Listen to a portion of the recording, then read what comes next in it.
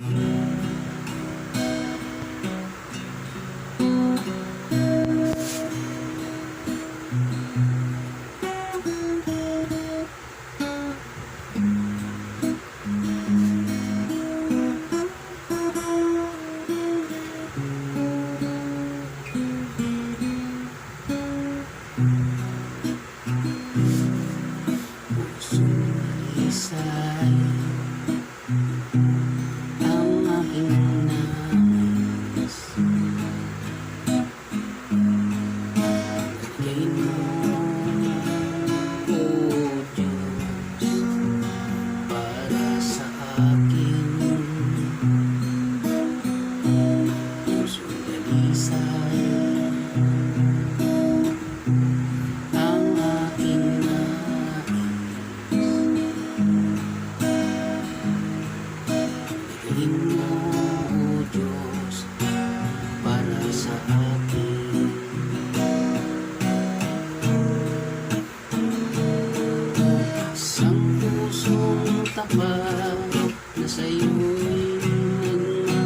nagmamahal, isang pusong sa'yo'y walang alinlangan, isang pusong tinitibok, ika'y parangalan, ang dugo ay papuri.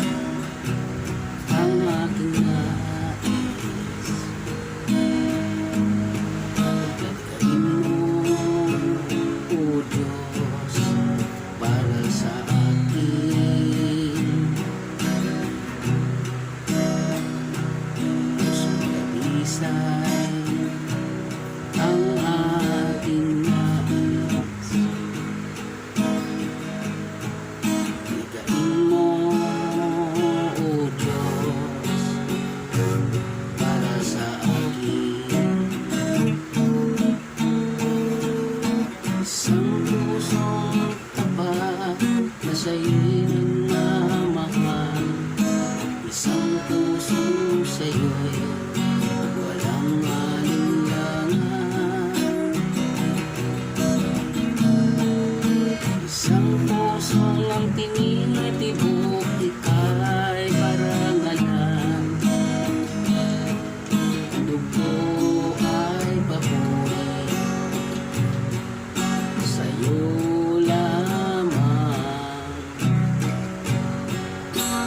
Jesus, ang dugo ay papuri sa'yo lamang, Jesus.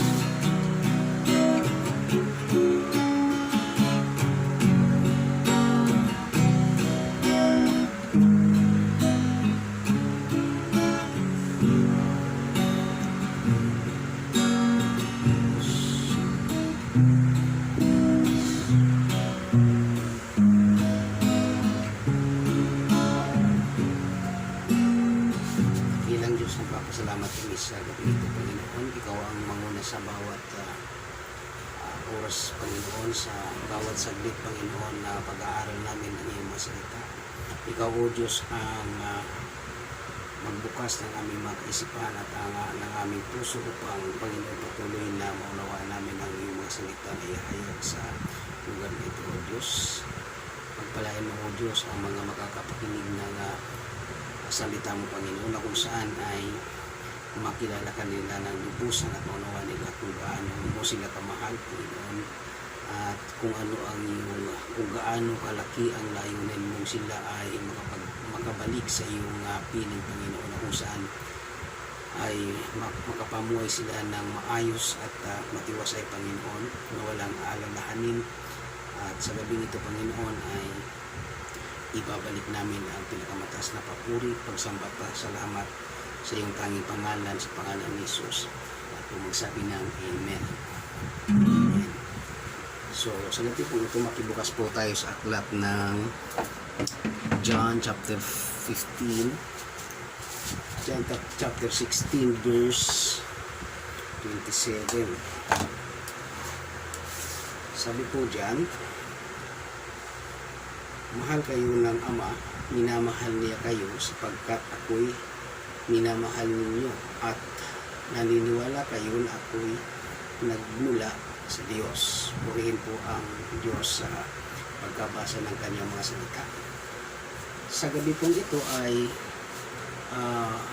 tutunghayan po natin kung ano ang layunin ng pag-aaral ito, sapagkat nais po nga sa bawat araw na atin po nga buhay ay maalala natin na tayo'y labis na minamahal ng Diyos. So, dito po ay makikita natin sa sinabi niya sa chapter 16 verse 27, mahal kayo ng Ama.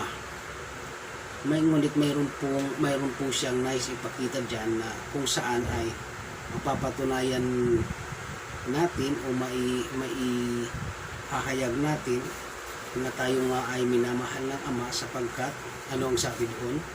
Minamahal niya kayo sapagkat ako'y minamahal ninyo. So makikita po natin dyan, mayroon po tayong dapat maramdaman, mayroon tayong malaman sa ating sarili na kung saan ay mapatunayan natin na tayo nga ay minamahal ng Diyos. So lahat naman tayo ay mahal ng Diyos, even though kilala mo man siya o kinikilala mo man siya o hindi, pero dito po natin makikita o mapapatunayan sa ating sarili kung gaano tayo kamahal ng Diyos. Kung sabi niya dyan, minamahal niya kayo sapagkat ako'y minamahal ninyo, sabi ng Panginoon. So dito po makikita natin na mayroon tayong requirements na kailangan makita. At sabi niya dyan, at naniniwala kayo na ako'y nagmula sa Diyos. So dalawa po ang pag-aaralan natin dito, na kung saan ay kailangan po nating makita para po makasigurado tayo na tayo nga ay mahal ng Diyos. So dito po makikita natin, sapagkat sabi nga sa Bible po makikita natin kung sino talaga ang minamahal ng Diyos. Sa ating pong pag-aaral, mayroon tayong kailangan makita na napakahalagang bagay. Ano po yun? Sabi po ng Matthew chapter 7 verse 21, hindi lahat na tumatawag sa kanya ng Ama o Panginoon ay makakapasok sa kaharian ng Diyos, kundi yaon lang sumusunod sa kautusan ng kanyang Ama na nasa langit. So makikita po natin dyan na mayroon po tayong nais gawin, sapagkat sabi nga po dyan, lahat tayo ay nagkasala. Sabi ng Biblia dyan, lahat na nagkasala ay hindi, kahit ang sulyap ng Diyos ay hindi ibinibigay ng Diyos sa mga taong makasalanan. So kaya nga po ang Panginoon, ganun na lang po yung kanyang pagmamalasakit sa bawat isa sa atin, na kung saan po ay ibinuwis niya ang kanyang buhay upang tayo po ay matubos sa kasalanan, upang tayo po ay makaharap sa Diyos at maranasan po natin ang pagmamahal ng Ama. So dito po sinabi dyan, para maranasan natin ang pagmamahal ng Ama, dapat ay mahalin natin ang ating Panginoon. So maganda po itong tema dito na pag-aaralan natin. So sabi nga niya dyan, kung ibababa po natin sa chapter 16 verse 28, ako nga'y nanggaling sa Ama at naparito sa daigdig, ngayon aalis na ako sa daigdig at babalik na sa Ama. So nakikita po natin dyan na ipinapakita na ng Panginoon kung paano niya ipinapaliwanag ang katotohanan tungkol sa Diyos. So makikita po natin dyan, sabi niya dyan ay sa 29, sinabi ng kanyang mga alagad ngayon po tuwiran na ang inyong pangungusap sa amin at hindi na patalinghaga. Ibig sabihin po ng patalinghaga ay para bagang maraming paligoy-ligoy na kung saan ay hindi niya tinutumbok agad yung kanyang nais ibig sabihin, sapagkat sa mga oras na yun ay hindi pa malinaw sa kanila o hindi pa oras para kanilang maunawaan, no? So dito po ay makikita pa rin natin sa John 16:30 na sinabi niya doon ay, ngayon alam na po namin, alam ninyo ang lahat ng bagay at hindi na kailangan tanungin pa kayo ninuman. Dahil dito, naniniwala po kami na kayo'y mula sa Diyos. So, makikita po natin dyan na sila nung tuwiran ng sabihin ng Panginoon sa kanila, yung katotohanan patungkol sa Diyos ay, sabi niya doon ay naniniwala na po kami na kayo'y mula sa Diyos. Ngunit ito po ang napagandang tanong ng Panginoon sa kanila o sagot ng Panginoon sa kanilang sinabi, talaga bang naniniwala na kayo? So, napakaganda pong pag-aaralan po natin sapagkat ang tanong po na yan, ang keyword po na talaga bang naniniwala na kayo, ito po ay nangyayari even though sinasabi natin na kilala natin ang Diyos, kilala natin ang Panginoon, sumasamba tayo, sumisimba tayo tuwing linggo, pero ang katotohanan po, ito yung tanong ng Panginoon, talaga ba naniniwala na kayo? Amen po. So, dito po makikita natin na mayroon pong mga bagay na kailangan nating gawin sa ating sarili. Una, kailangan nating pagtibayin ang ating paniniwala sa ating Panginoong Jesucristo, sapagkat yun po yung mga bagay na kailangan nating tingnan na kung saan ay matulungan natin ang ating sarili, mai-guide natin ang ating sarili para tayo po ay mahalin ng Diyos, na kung saan ay sabi nga ng Panginoon doon sa ating pong dalawang pag-aaralan, minahal tayo ng Diyos sapagkat sabi ng Panginoon, ako'y minahal ninyo. So, ito po ang ating pong pag-aaralan na kung saan po ay ma-guide natin ang ating sarili, matulungan natin ang ating sarili, ma-check natin ang ating sarili. Ano na ba ang nararamdaman mo para sa Panginoon? Siya na ba? Sapagkat marami po sa atin na kung saan po ay hindi natin napapatunayan yung pagmamahal na yun sa Panginoon, sapagkat kung minsan nga po natin yung sinabi ng Panginoon na kung ang tao na nakikita mo ay hindi mo maibigay yung lubos na pagmamahal, gaano pa kaya ang hindi mo nakikita? So ito po yung bagay na kung saan po ay makikita nga po natin doon sa sunod na chapter, yung kabanata 17, makikita po natin doon na ipinanalangin ng ating Panginoon na hindi lamang yung mga alagad,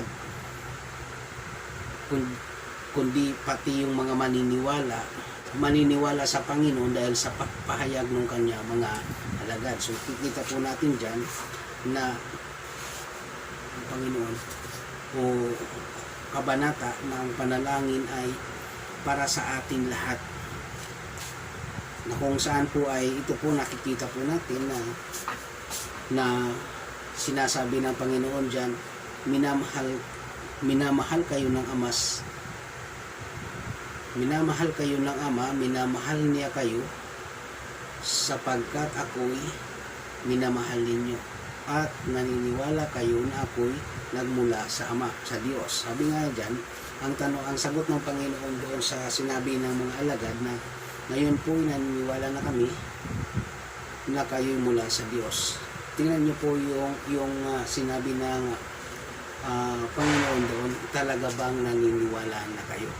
So ito pong pag-aaral na ito, itong keyword po na ito na tanong, sagot ng Panginoon na talaga bang naniniwala na kayo. Isa pong pananalita na kung saan kailangan nating i-evaluate, kailangan nating alamin, kailangan nating suriin ang ating pong sariling damdamin, ang ating puso, kaisipan, at maging ang ating pamumuhay, binibigyan ba natin ng pagpapahalaga ang Panginoon? Sapagkat kung talagang binibigyan natin ng pagpapahalaga ang Panginoon, tayo po ay nag-aaral ng salita ng Diyos, nakikinig tayo ng salita ng Diyos.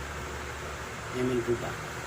So ito pong pag-aaral natin ito sa gabing ito ay makikita po natin na mayroon tayong isang napakagandang pagbubulay-bulayan sa ating pagtulog, sa ating pag-gising, sa routine, sa bawat routine ng daily routine po natin sa umaga, tanghali, hanggang sa dumating ulit ang gabi. Kung papansinin po natin, paulit-ulit lang ang nangyayari sa mundo. Sisikat ang araw, maging tanghali, magiging hapon, matutulog sa gabi. Paggising ganun din, magtatrabaho ulit. Para bagang walang tigil, walang kapaguran. Ganun ng ganun ang routine. So, nakikita po natin dyan, ginawa ng Diyos ang mga bagay at ang mga bagay na yun, ibinigay ng Diyos sa pamamahala ng tao. Pero kung papansinin po natin, ang bawat tao na hindi naniniwala sa Diyos, mukhang nahihirapan, lubhang nahihirapan na abutin kung ano yung para sa Kanya. Even do yung mga nagsasabi na rin naniniwala, na kagaya ng sagot nga ng Panginoon ay, talaga bang naniniwala na kayo? Kaya nga po, mas lalo po sa mga nagsasabing sila ay Christian na kilala na ang Panginoon, na born again na. Ito po yung hamon na kung saan ay talaga bang naniniwala na kayo. Ito po yung bagay na kung saan ay hindi basta-bastang bagay na kailangan nating makita, sapagkat kailangan po sa araw-araw, sa daily routine po natin ay ma-evaluate po natin ang ating sarili, masuri po natin ang ating sarili na ano na ba ang status mo sa harapan ng Diyos. So napakahalaga po makita po natin yan, sapagkat sabi nga niya dyan, sabi ng Panginoon sa 32, darating ang oras at ngayon na nga. Ngayon po ba? So dito po makikita natin na mayroon na isipakita ang Panginoon sa ating na lubhabagang kahit na ilang ulit na binalik-balikan natin ang pagbabasa ng Bible, ay ito po yung mga bagay na nakakalitan natin ang maunawaan natin kung ano ang sinasabi ng Panginoon. Dito lang po sa tanong na ito, para lubhabagang nung ako po ay mabasa ko yan, ay lubhang natigilan po ako at sinuri ko ang aking sarili. Tiningnan ko yung mga bagay na dapat kong tingnan. Ano na ba ang status, ano na ba ang kalalagayan ng aking puso sa harapan ng Panginoon. So mahalaga pong maintindihan po natin ito ng gusto, sapagkat ito pong pangungusap na ito ay para sa lahat po ito, na kung saan po ay naitatanong po ng Panginoon. Hindi lang po tayo ang nagsasabi na mahal natin ang Panginoon, hindi lang po tayo nagsasabi na kinikilala natin siya bilang anak ng Diyos. Lamang may tanong po ang Panginoon, talaga bang naniniwala na kayo? Amen. So, dito po makikita natin, hindi po tayo magpapakahaba maglalakbay sa aklat na ito. Dito lang po tayo. At sapagkat ito po yung sinasabi niya dyan na kailangan nating mapahalagahan kung ano ang ibinibigay sa atin ng Panginoon. Kung ano yung ipinapakita sa atin, ano yung ipinapagawa sa atin, ano yung mga bagay na kailangan natin gawin. Kasi nga po ito po yun. Tayo pong lahat ay nagkasala, tayo pong lahat ay nangangailangan ng kaligtasan. Sapagkat lahat pong nagkasala ay mayroon pong karampatang parusa. Ito po ay nais ko pong unti-unting ipaunawa sa inyo, sapagkat ito po yung mga bagay na kailangan nating alamin sa ating buhay. Ano ang kailangan natin para magkamit tayo ng kaligtasan? O makikita po natin na kailangan nating pahalagan bawat salita ng Diyos, sapagkat tayo po mga tao ang nangangailangan ng kaligtasan. Paano? Ito po yun. Sabi ng Panginoon dyan, kung tayo ay naniniwala, kung tayo ay nagmamahal na sa Panginoon, kung tayo po ay naniniwala na sa Kanya, kung tinanggap mo na ba siya bilang Panginoon tagapagligtas. At sabi niya dyan, kung talagang mahalin niyo ako, ito po yung isang bagay dyan na kailangan natin makita rin, na patunay doon sa sinabi ng Panginoon na minamahal kayo ng Ama sapagkat ako'y minamahalin niyo. Sabi po ng Panginoon dyan ang patunay, para mapatunayan natin minamahal na natin ang Panginoon. Sabi niya sa chapter 14 verse 15, sinabi niya, kung talagang iniibig ninyo ako, susundin ninyo ang aking mga ipinag-uutos. So napaka-specific po na ibinibigay ng Panginoon sa atin. So makikita po natin dyan, kailangan natin mapatunayan sa ating sarili at sa harapan ng Panginoon na minamahal natin siya. So ano po yung ating gagawin? Sabi niya po doon, kung mahal natin siya, kailangan sundin ang kanyang mga utos. Amen po ba?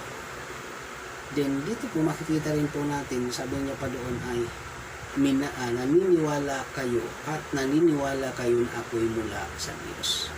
So makikita po na kung talagang ang lahat na lumalapit sa Diyos, amen po ba? Kung talagang tayo nais makalapit sa Diyos, kailangan kilalanin muna natin na may Diyos.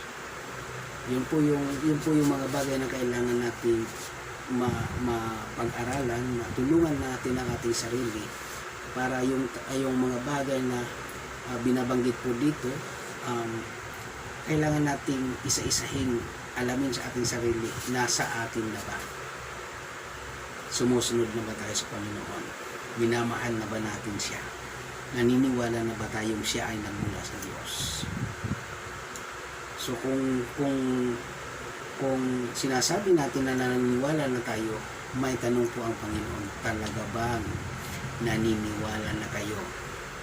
Kasi sabi po ng kanyang mga alagad, sinabi niya sa 30, ngayon po alam na po namin, alam ninyo.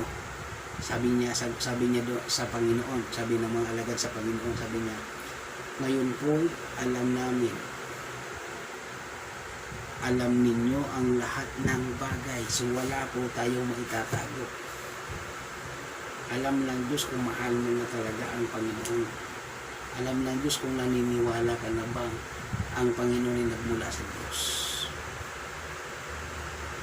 So, ito pong tanong ng Panginoon for evaluation po yan, kung saan po ay ano na ang status o ano na yung katatayuan mo sa harapan ng Panginoon. Ano na ba yung pakiramdam mo? Yung puso mo ba ay may bahagi na nakalaan para sa Panginoon? Hallelujah. So dito po makikita natin na kailangan po nating pagsikapan, kasi po mayroon pong napaka para bang napakabigat na dahilan na kung saan bakit nagkasala ang tao. Ang lahat naman ng tao ay nakagawa ng mali, nakagawa ng kasalanan, lahat ng tao. Ngunit gusto pong ma-break yung unang pagkakasala. Ano ba yung unang pagkakasala ng unang tao? Pagsuway sa kautusan ng Diyos. Malinaw po. At ngayon po, para makapasok tayo sa inilaan ng Diyos para sa atin, makarating po tayo doon, ay kailangan natin sundin kung ano ang ipinag-uutos. Sabi nga dyan, ano ang kalooban ng Diyos na nasa langit. Amen po ba? Malinaw po ba? So kailangan po natin itong himayin. Kaya nga po sa gabi ito, nais ko pong iwan sa inyo yung isang katanungan, ano na ang kalalagayan mo sa harapan ng Panginoon? Talaga bang naniniwala ka na ang Panginoon ay nagmula sa Diyos? May nararamdaman ka na ba sa puso mo na may bahagi na ang Panginoon? Kung may nararamdaman ka na po, kailangan po mayroon kang proof. Sinusunod mo na ba ang mga utos ng Panginoon? Hindi po ba? So ito po yung mga bagay na kailangan nating pagtuunan ng pansin sa pag-aaral na ito. Yung mga tanong na kung saan po ay mayroon pong kasagutan sa ating buhay.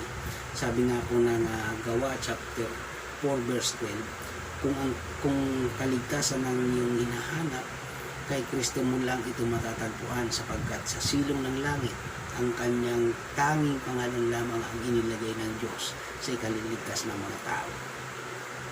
So kaya nga kailangan po nating mapatunayan sa ating sarili na mahal na natin ang Panginoon, naniniwala na tayo nagmula siya sa Diyos para makamtan natin ang pagmamahal ng Diyos. Amen po ba? So sa gabi pong ito ay nais ko pong iwanan sa inyo yung mahalagang bagay na ito na kung saan ay i-evaluate po natin ang ating sarili patungkol dun sa tanong ng Panginoon na talaga bang naniniwala na kayo.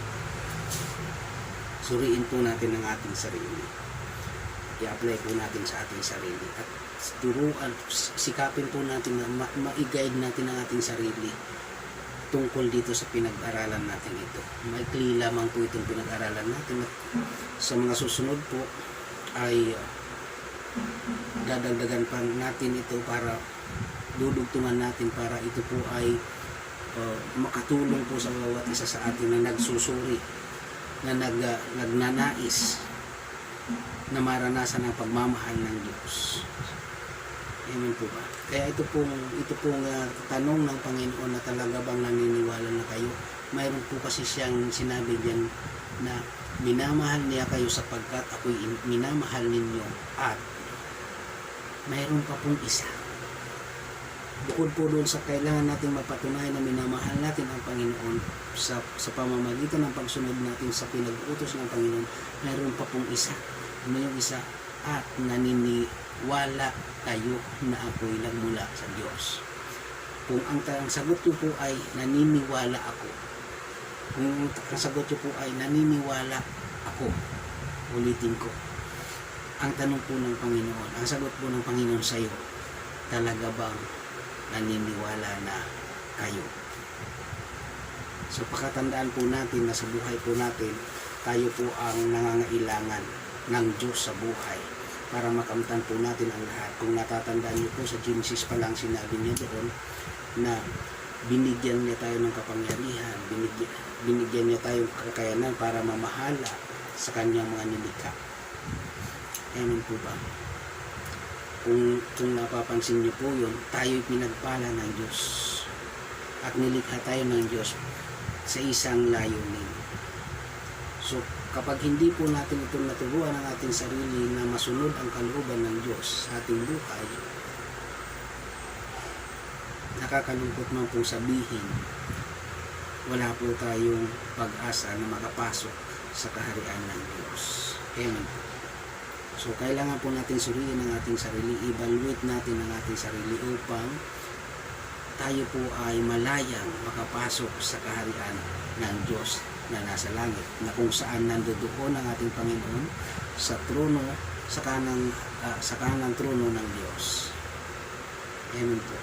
So salamat po sa Panginoon sa pagbibigay niyo ng oras sa pag-aaral nito, at loobin po ng Panginoon na mapagpala ang inyong buhay at kayo po ay magkaroon ng isang hamon sa pag-aaral ng salita ng Diyos, sapagkat napakahalaga po sa lahat ng mahalaga. Ito pong pag-aaral ng salita ng Diyos ay higit na mahalaga, sapagkat ang mga pinagpapaguran po natin sa mundong ito ay nakaprepare lang po yan para dito sa mundong ito. Ito na po ang time, ito na po yung panahon para ang pagsikapan din po nating maunawaan ang para doon sa kung saan inilaan ng Diyos para sa atin. Amen po ba? Amen. So sa gabi pong ito, nais ko pong anyayahan kayong manalangin ulit. At kung hindi nyo pa po sigurado na tinanggap nyo ang Panginoon sa inyong buhay bilang Panginoon at tagapagligtas, sumunod po kayo sa maikling panalangin. Panginoong Hesus, sa gabi pong ito ay sinusuko namin ng aming sarili sa iyong harapan. Ikaw na po ang maghari sa amin. Patawarin mo kami sa aming mga pagkakasala. At inaamin po namin na mula sa aming pagkabata kami po ay nagkulang, kami po ay nagkamali, hindi ka po namin nabigyan ng pagkakataon sa aming buhay. Patawarin niyo po kami, Panginoon. Ngayon po, Panginoon, tinatanggap na kita bilang Panginoon tagapagligtas ng ating buhay. Pagharian mo po ito, Panginoon, at loobin mo, Panginoon, na ang aking pangalan ay maisulat sa aklat ng buhay. Salamat sa buhay na ito, Panginoon, na pinagkatiwala mo sa akin, at gabayan mo ako, Panginoon. Salamat sa Espiritu na ipinagkaloob mo sa akin, Panginoon. Balutin mo ng iyong banal ng dugo ang panalangin ito. Salamat po, Diyos, sa gabing ito na pinaunawa mo sa amin iyong mga salita, at wala kaming ibang gagawin, Panginoon, kundi ang maibalik namin ang pinakamataas na papuri, pagsamba at pasasalamat sa iyong dakilang pangalan, sa pangalan ni Jesus. Amen. Magandang gabi ulit, Panginoon, at sa inyong mga kapatid ay mapagpalang gabi din, at purihin ang Diyos sa inyong buhay. God bless.